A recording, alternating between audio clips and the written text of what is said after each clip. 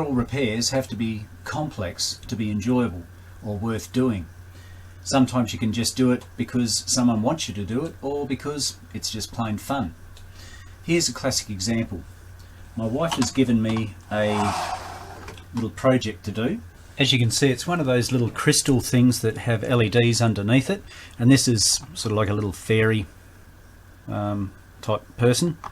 And when you light it up, I don't know if you can see it, but it's actually pretty lame, isn't it? There's no brightness attached to it, and what she wants me to do is put in some stronger LEDs. She likes the colour, but she just wants them brighter.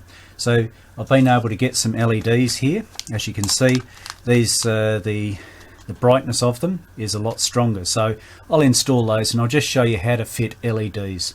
You know, it's interesting when you're trying to measure the brightness of a light. It depends on what that light actually is.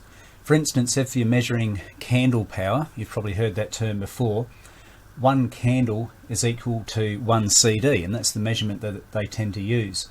If you're looking at a fluoro light, for instance, say a 25 watt fluoro, that could be classified as 1700 lumens. And yet, when we look at LEDs, they're measured in MCD, which is millicandela. Correct me if I'm wrong, which I probably am. Generally speaking, these fellas in here are roughly about, say, 35 to 50 MCD. These bad boys here are 1600. So hopefully when we fit this to this, it's going to be like super bright, hey? So we'll just disassemble it here, and obviously I've unscrewed it previously. It's just a matter of disconnecting these little lights here. And as you can see, with all LEDs or light-emitting diodes, you need to have a resistor in it because they can't handle as much current as a general light or a normal light. So what I'm going to do is just unsolder these three fellas here, get rid of those, and put in these bad boys. We'll see how we go. As you can see, these LEDs are yellow in colour, and I intend replacing them with yellow ones as well. And you're saying to yourself, hang on a sec, this guy's an idiot. That's clear, that's not yellow. And so it would seem. But in actual fact, the LEDs that are ultra brights quite often are clear in lens colour. But when we fire them up, you'll see that they turn yellow. It's because of the wavelength that they create the colour at. So let's get to it. When I'm desoldering things, that's removing the solder from items, I actually like to use stuff called solder wick, as you can see there. And it's basically just a braided type of copper, and it works really well to get the solder off. It basically leaches into that, and as you can see a little bit there from a previous one I've done, and it just pulls all the solder out of the component itself. And because I'm going blinded senile, I'll need a light and a magnifying lens just to help me out. So let's get into it. So I've got my soldering iron, it's nice and hot, so I need to be careful, of course. I'm just going to lay that solder wick across the solder there, and hopefully I can get it to draw into the wick without burning my hands. So it's quite an efficient method of removing it. Half the problem is just trying to hold it in the meantime. Let's see what we can do.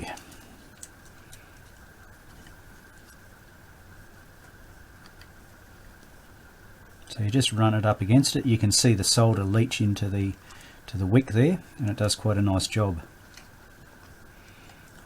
What I tend to do is just cut the lengths off, otherwise it sort of gets in your road. So shortly I'll just get a bit of side cutters. Just cut that length off and get it out the road. It's just a little bit easier to work with, instead of having a big long length of stuff that's sitting there being in your road. And as you can see already, the LED came off, no problems. There's a few little tricks about LEDs that I'll explain to you shortly. So as you can see, there's a plus sign right in the center there, and this is to show that, of course, we know that diodes only go one way, don't they? They can only be hooked up one way. and of course the plus would be this one here, or the positive, this one there, and also this one here, which in turn would make this one here, and that fella there would be negative, wouldn't they? So how can we tell which way an LED goes? And particularly if we've already cut an LED, how do we know which way it goes? Well, there's two methods that you can follow to show which way an LED goes. If you haven't cut it already, you can, excuse my thumb, it's probably not very attractive. You can see here that the length of the legs, one is longer than the other one. See, that one's longer than that one. All right, so what it is this one here, the longer of the two, this one here is positive, which is fine. But what happens if I've cut the legs and they're of the same length? Well, that's where the manufacturers have done one smart thing to help us out there.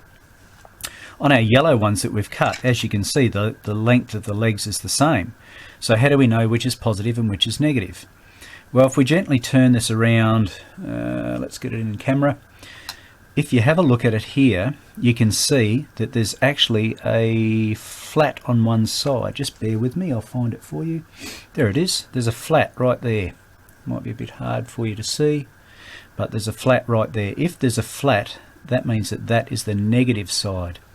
So even on this one here, if I cut my legs, the legs of the LED, not my own legs by the way, you can see that's the positive, as I mentioned, but there's a flat right there. And the easiest way to do it is just run your finger over it, because LEDs of course have a little lip on there, and if you just go right around like that, and pop, there's no lip there, which has got the flat on it, which is the shorter side, which is negative.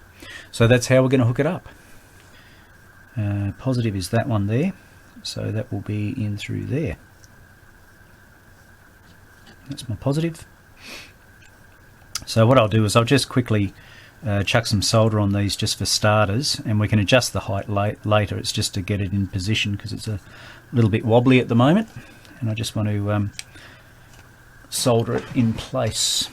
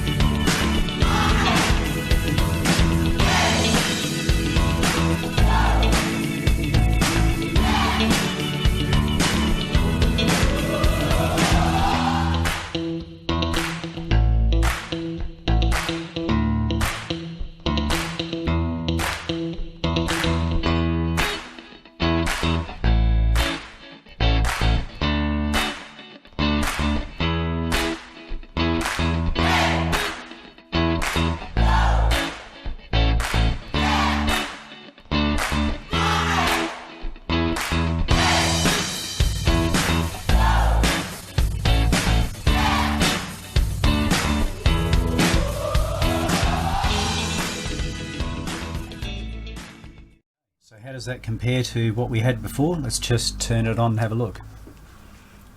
Awesome. So clearly it's a lot brighter than we had before, and you know, obviously the gold is in the dark. It flashes around. You can see the different sections of the crystal where it's been cut out. So pretty cool. Simple repair, just replacing LEDs. So two things to remember with your LEDs is the polarity of them, in other words which way they go. By the longer leg is positive, or that flat that's cut on the side of the LED is the negative. So I hope that's helped you guys. Another simple repair done. Another complex thing turned simple.